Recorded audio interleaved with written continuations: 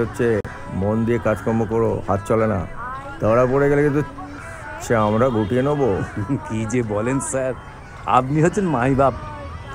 ওই এখনো আপনার বাটাম পিঠে পড়লে বুঝি ভালোবাসেন স্যার।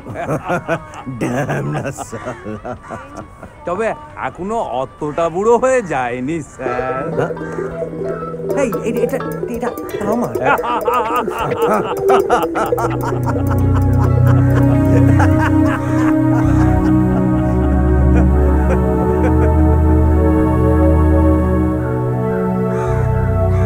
প্রথমে আমার সঙ্গে কোনো কথাই বলতো না, তারপর একদিন রাত্রে হঠাৎ কথা বলতে শুরু করলো। আমিও মন দিয়ে শুনলাম, দুটো কথাও বললাম। আস্তে আস্তে খুলতে শুরু করলো।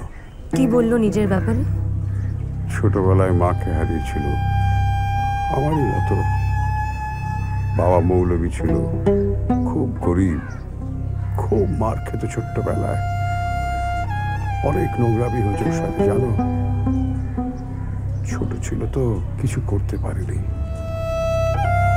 তারপর একদিন অনেকগুলো খুন করলো। মানে হঠাৎ? হঠাৎ? হ্যাঁ, হঠাৎ।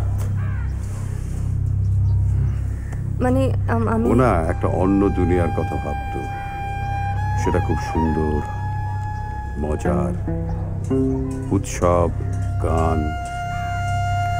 বেশ করেছে, খুন করেছে। খারাপকে খারাপ বলার সাহস ছিল, চিৎকার করার সাহস ছিল, করেছিল।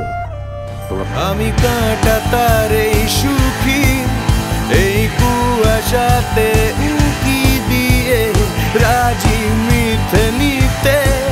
আসলে সত্যি বলে সত্যি কিছু নেই।